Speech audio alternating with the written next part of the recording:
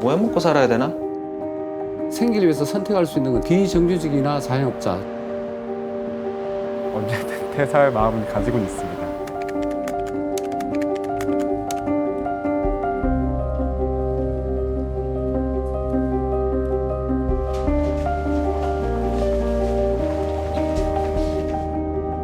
미래를 생각하면 생각할수록 좀 계속 불안한 것 같아요. 노후준비라고 할 수 있겠어요?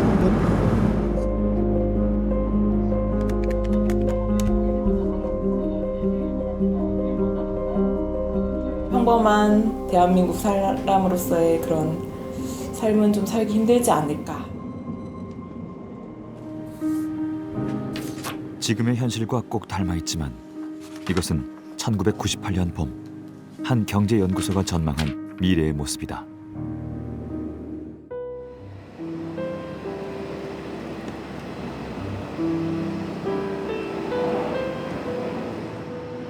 전방에 급거동 구간입니다. 안전운전하십시오. 정진철 씨는 한강의 기적이라 불리는 눈부신 경제 성장의 혜택을 직접 경험한 세대다. 평생 직장에서 열심히 일만 하면 결혼을 하고 아이를 낳고 내 집 장만을 하는 게 당연시되던 때. 지금쯤이면 정년 퇴직을 하고 여유롭게 노후를 즐기고 있을 줄 알았다.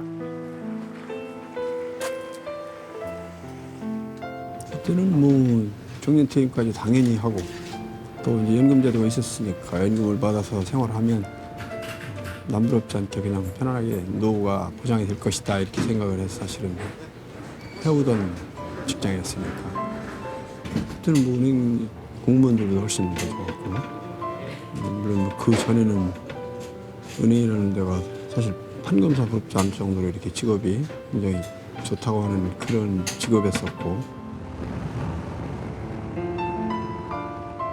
그때까지만 해도 은행에 다닌다는 것은 탄탄한 미래를 보장받은 것이나 다름없었다. 따로 노후 대책을 마련하지 않아도 불안할 것이 없었다. 은행 지점장까지 지낸 그가 환갑을 훌쩍 넘긴 나이에 페인트 영업을 하고 있을 줄은 꿈에도 생각하지 못했기 때문이다. 노후 준비가 없죠, 솔직히. 거의 노후 준비되어 있는 사람들이 거의 없을 거예요. 저 비슷한 연령층이나 여기 보면 노후 준비되어 있는 사람들은 거의 없어요.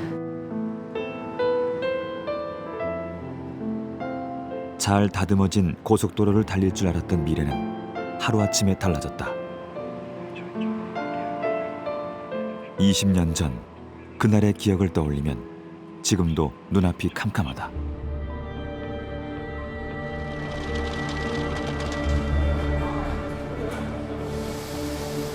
20살에 입사해 꼬박 23년을 은행에서 근무했지만 IMF는 생전 처음 들어보는 말이었다.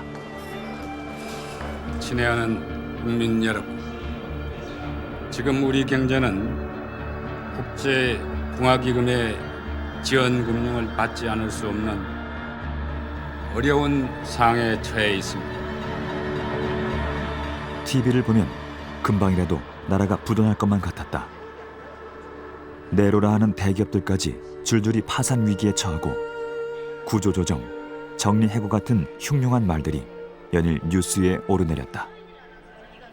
제가 다니던 직장은 그래도 나름대로 좀 탄탄한 금융기관이다 이렇게 생각을 했었는데 토요일 날 오후에 퇴근 다 한 다음에 정부가 이제 긴급 발표해서 저녁 7시에 이렇게 했기 때문에 뭐 다들 설마 했죠.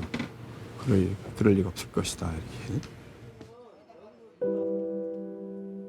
정부가 선정한 금융권 강제 퇴출 대상에는 정진철 씨가 다니던 은행도 포함돼 있었다. 은행은 망하지 않는다는 신화가 깨지는 순간 받아들이기 좀 힘들었어요, 솔직히. 평생 직장이라고 생각하고 온 몸을 바쳐서 사실은 몇십 년 동안을 이렇게 일을 해왔는데 어느 순간에 내 의지에 상관없이 그만둬라. 사실 받아들이기 힘들죠. 설렁설렁 직장 생활한 것도 아니고 정말 휴가도 한 번도 제대로 찾아먹지도 못하고 휴가라는 걸 거의 모르고서 살았으니까 직장만을 위해서 살았는데 그게 어느 순간에 내 의지와 상관없이 정부의 시책에 의해서 나가라고 했기 때문에 그리고 뭐 아무런 대책을 세워준 것도 아니고 그냥 내몰리는 거죠. 저 같은 경우는 내 형제가 7인데 7형제나 장남이에요. 그렇잖아요. 옛날 분들은 집안에 장남이 직업이 없이 내쫓겼다. 뭐 집안이 다 망한다고 생각하면 굉장히 어려웠지. 어머니가 그러니까 충격으로 좀 쓰러졌지. 한 10년 고생하시다 돌아가셨어요.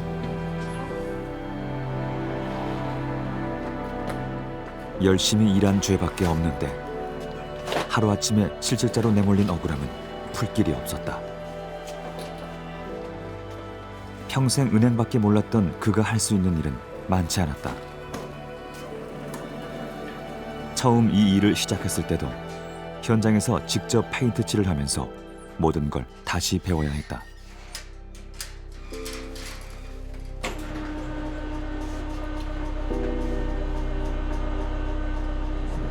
저는 20년 전에 그대로 그냥 멈춘 상태? 멈춰 있는 상태. 모든 상태가. 오히려 그 상태에서 뒤로 내려갔죠. 뭐 수입 아니면 내 생활 이런 것들이 그때는 어쨌든 나름대로 중산층 생활을 했으니까 지금은 여러 가지 측면에서 그냥 멈춘 상태에서 뒤로 이렇게 후퇴했다고 해야죠.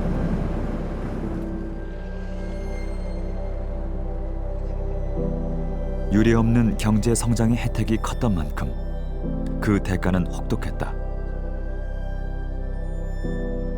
세대를 불문하고 불안한 삶을 살게 된 것도 그때부터였다.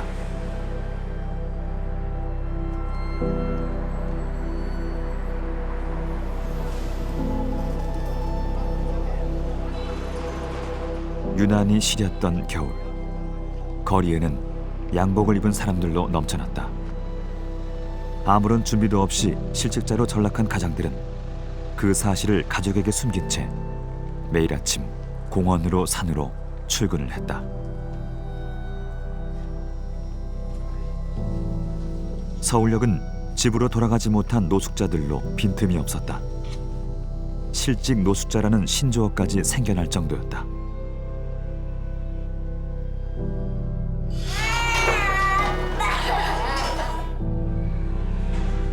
가장의 실직은 가정의 파탄으로 이어졌다. 이혼율이 급증하면서 부모가 멀쩡히 살아있는데도 보육원에 맡겨지는 이른바 IMF 고아들이 넘쳐났고,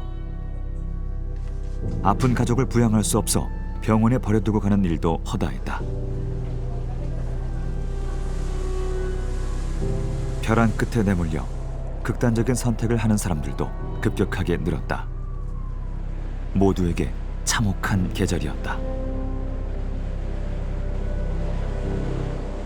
갑자기 이제 IMF가 들어와서 한국의 경제정책, 구조조정 정책을 좌지우지하고 소위 신자유주의적인 정책들이 빠른 시간 안에 빠르게 밀려 들어오고 시장의 원리가 도입이 되었는데, 다른 한편으로는 사람들이 시장의 야만성에 대책 없이 노출되지 않도록 사회의 최저선이 무엇이냐에 대한 사회적 합의가 있어야 되거든요. 근데 우리는 워낙에 급하게 그걸 겪었기 때문에 그런 사회적 합의를 만들 여력이 없었던 거죠. 그러니까 시장의 효율성은 효율성대로 돌아가고 최저선의 보호에 대한 합의는 없고, 그러면은 양극화가 진행되기에 굉장히 좋은 조건이 되는 거죠.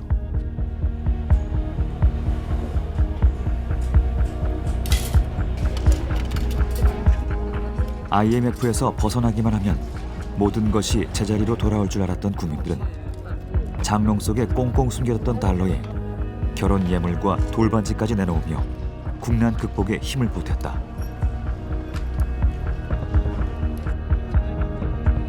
정부는 강도 높은 자구 노력으로 대대적인 개혁에 나섰고, 문어발실 확장으로 몸집을 불리던 기업들은 구조조정으로 거품 빼기에 돌입했다. 그 결과 우리나라는 애초 약속한 기한을 앞당겨 IMF의 진 빚을 모두 갚았다. IMF 구제금융을 그러니까 우리가 다 상환했다는 얘기는 채권자들 입장에서는 굉장히 반가운 얘기인 건데, 문제는 그 조기 상환으로 치른 우리가 이 비용이 너무 크다는 얘기죠. 우리가 빌린 돈을 갚기 위해 가지고 갚으려면은 결국은 우리가 소득 중에서 일부는 그러니까 우리가 저축을 해가지고 상환하는 데다 사용을 해야 되는데, 그럼 누군가 허리를 졸라매야 된다는 얘기죠. 그 허리 졸라매는 것이 대부분이 가게들의 고통으로 이어지고, 가게들의 그러니까는 이 경제 체질을 굉장히 취약하게 만드는 하나의 원인이 되게 됐고, 구조조정을 하는 과정에서 노동시장에서의 개혁이 충분히 이루어지지 않은 상태에서 정규직과 비정규직으로 구성되어 있는 현재와 같은 노동시장의 이중적인 구조가 만들어진 것 역시 현재까지 계속 이어지는 가장 큰 문제라고 생각됩니다.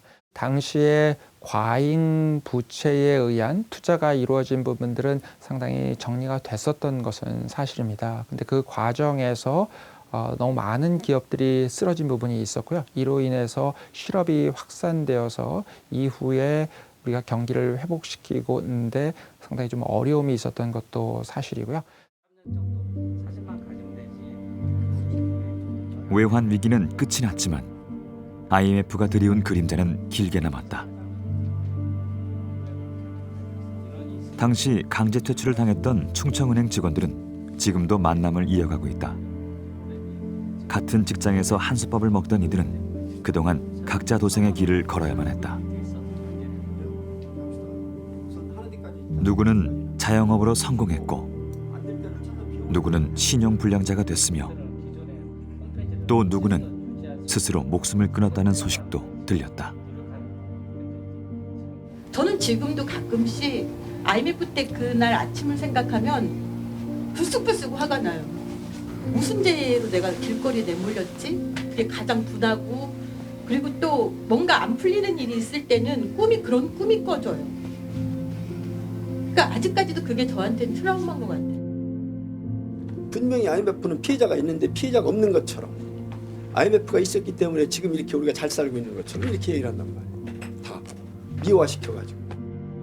1000명이 넘는 사람들이 은행을 나와서 500명이 넘는, 또 심지어 700명 가까이 신용불량자예요. 그 사람들 무슨 잘못했어요? 열심히 일하고 채용받아가지고 공개 채용해서 상장사 다닌 쟤밖에 없잖아요, 쟤들이. 제가 IMF 때 이후 퇴출되고 나서 느낀 뭐냐면, 열심히 노력할 필요 없다는 거. 대충 살아도, 아니면 적당히 남 등쳐도 오히려 그런 사람들이 더 잘 살고요. 이런 생각도 되고, 열심히 한다고 잘 사는 사회가 어차피 아니기 때문에 죽어라고 노력할 필요도 없어. 신문사 다니고 있었는데 그 신문사도 대대적인 구조조정을 했습니다. 그래서 많은 사람들이 회사를 떠나야 됐고, 남아있는 사람들은 퇴직금을 전액 출자를 해서 자구 노력을 했어야 됐습니다. 아주 추운 겨울이었고 보너스도 다 반납했고 급여도 깎았고, 그런데도 과연 회사가 살아날 수 있을지, 나라가 살아날 수 있을지 그런 불안감이 아주 컸던 시기였습니다. 20년 전에 한번 큰 위기 때 큰 트라우마가 있었고, 또 지금도 역시 그런 걱정들이 많죠. 그래서 내가 1년 후, 2년 후는 어떻게 할 것인가에 대한 항상 그런 대비와 준비 속에 살고 있습니다. 세계 경제가 요동칠 때마다 한국은 속수무책으로 흔들려야만 했다. 미국발 금융위기가 세계를 강타한 10년 전에도 그랬고, And we will make America great again. 트럼프 대통령의 당선 이후 극단적인 자국 무역 보호주의로 돌아선 미국과 사드에 대한 보복으로 중국이 압박해올 때도 그랬다. 위기가 닥칠 때마다 경제 체질을 바꿔야 한다는 목소리가 높았지만 현실은 제자리 걸음이다. 반도체를 비롯한 3대 주력 산업은 그때나 지금이나 변하지 않았고, 수출 중심의 경제 구조로 인해 고용이 악화되고 내수가 취약해지는 악순환의 고리는 그때보다 더 심각해졌다. 기업의 경쟁력이 약화되면 일자리는 줄어들 수밖에 없다. 커다란 무역회사에 다니다 IMF 때 실직을 한 정재한 씨는 경력을 살려 재취업한 직장에서 또 한 번 구조조정의 칼바람을 맞았다. 다시 직장 생활을 시작하기에는 늦은 나이. 자영업에 눈을 돌린 건 어쩌면 당연한 결과였다. 회사에서 잘려 나온 사람들이 실제로 생계를 위해서 할 수 있는 일들이 거의 없었습니다. 말하자면 비정규직이라든지 아니면은 그분들이 생계를 위해서 선택할 수 있는 건 자영업이었어요. 만약에 고퀄리티 일자리라든지 아니면 충분한 일자리들이 있으면은 굳이 자영업을 선택할 이유는 없죠. 직장 다니면서 편안하게 직장 다니면은 좋은데 실제로 그 일할 수 있는 직장이 없기 때문에 결국은 자영업을 선택할 수밖에 없는 굴레에 속해 있는 겁니다.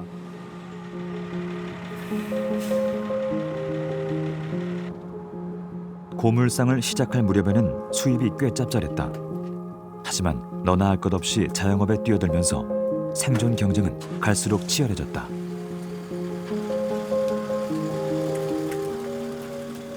처음 시작했을 때는 토요일, 일요일도 없이 계속 일을 했었거든요. 한 몇 년 동안. 근데 지금은 사실 일을 하고 싶어도 일이 없어서 일요일은 쉬고 있어요. 그냥 일이 생기면 바로 가서 또 물건을 처리하고 또 일을 없을 때는 현장에서 물건 정리하고 뭐 직장은 나름대로 쉬는 날이 들어 있잖아요. 근데 자영업자는 쉬면 월급이 안 나오잖아요. 그래도 아직까지는 운이 좋은 편이다. 자영업자의 20%는 한 달 수입이 100만 원도 채 되지 않는다. 5년은커녕 1년도 버티지 못하고 폐업을 하는 자영업자도 부지기수다. 치열한 생존 경쟁에서 살아남기는 점점 더 힘이 들지만 지금 이 순간에도 하루 평균 2,300개의 사업장이 문을 닫고 3,000개의 사업장이 새로 또 문을 연다.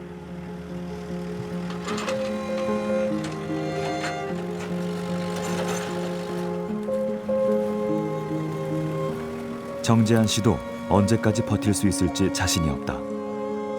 몇 년 전부터 고물상에 대한 규제가 강화되고 대기업까지 진출하면서 일감이 크게 줄었다.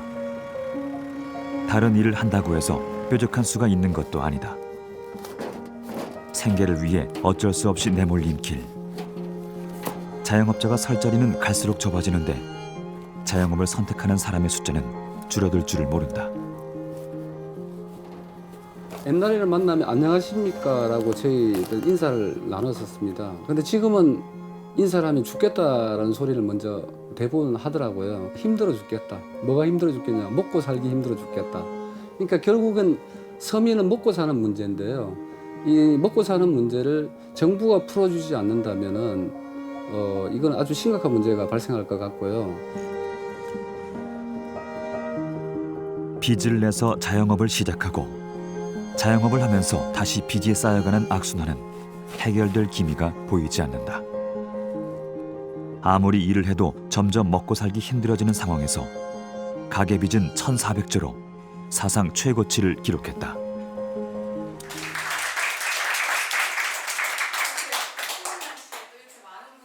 무언가를 선택한다는 건 다른 것을 포기해야 한다는 뜻이기도 하다.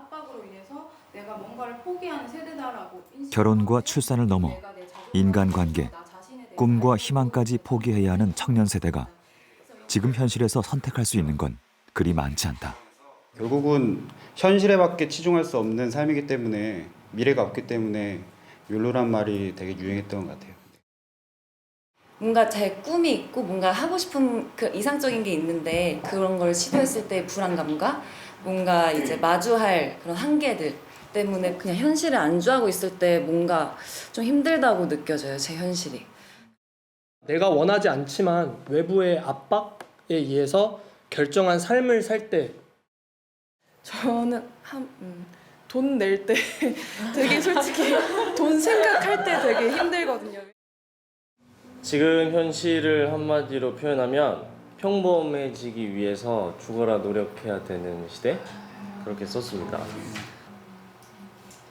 예전에 인터넷에 어떤 사람의 뭐 창업 성공 스토리라든지 있으면 댓글이 막 와 저도 할 수 있을 것 같아요. 막 저도 노력하겠습니다. 이런 댓글이 많았는데 근데 지금은 보면 야 그래도 우리는 안 된다. 저거는 금수저라서 되는 거다. 아무리 노력해도 안 된다는 좌절감은 가뜩이나 불투명한 미래를 더욱 어둡게 만든다. 미래가 불안할수록 현실에 집중하기 마련이라지만 아무나 욜로족이 될 수 있는 것도 아니었다.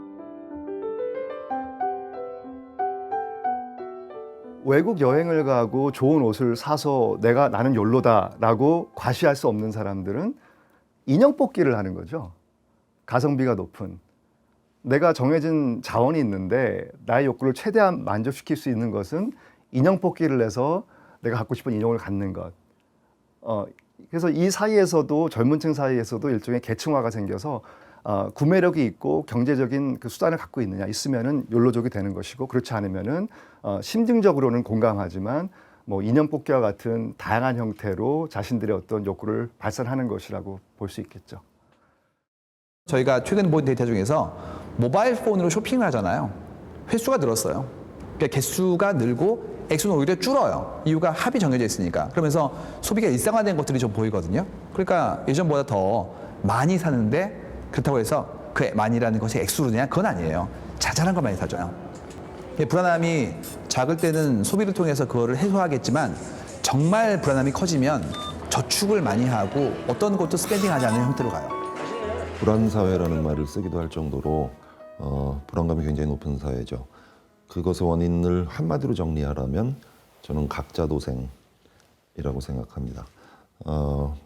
우리가 살면서 어떤 문제들은 개인이 알아서 자기가 풀어야 되는 문제들이 있고, 어떤 문제는 개인이 도저히 풀 수 없는 문제들, 같이 풀어야 되는 문제들이 있거든요. 근데 한국 사회는 거의 모든 문제를 개인이 풀어야 되는 사회로 만들어졌어요. 우리가 이제 늘 한국 현대사에서 자랑스러워하는 것 중에 하나가 아주 빠른, 세계적으로 유례가 없는 산업화를 일으켰다, 경제 성장을 일으켰다, 이거 아니겠습니까? 그렇게 빠른 경제 성장의 이면에는 뭐가 있느냐면은 우리가 먹고 사는 문제를 빠르게 해결하느라고 함께 사는 문제를 전혀 돌볼 시간이 없었다라는 대가가 있는 거죠. 우리 경제는 이미 경고등이 켜진 채로 정체돼 있다. 4차 산업혁명으로 인해 일자리는 더 줄어들 것이고, 빠른 속도로 진행되고 있는 저출산 고령화의 문제는 지금껏 겪어보지 못한 최악의 위기를 초래할지도 모른다. 망가진 생태계를 복원하려면 IMF 때 그랬듯 임시 방편의 정책으로는 복원은커녕 생태계 파괴만 가속화시킬 뿐이다.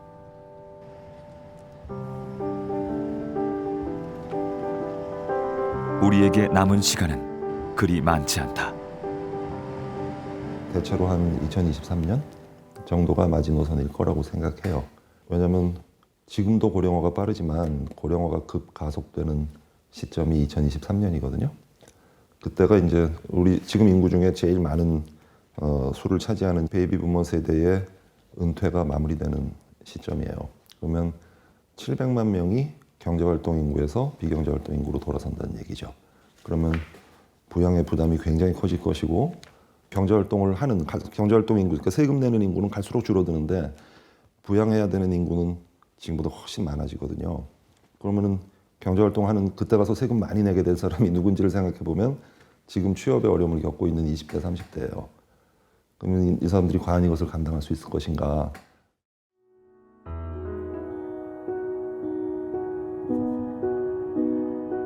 깜빡이는 경고등을 무시한 채 앞으로만 내달린 결과였다.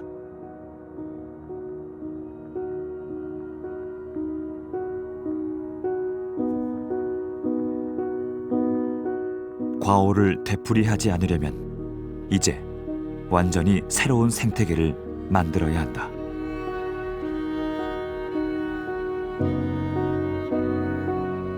한국 경제에 다시 켜진 경고등이 제2의 IMF로 이어져서는 안 되기 때문이다.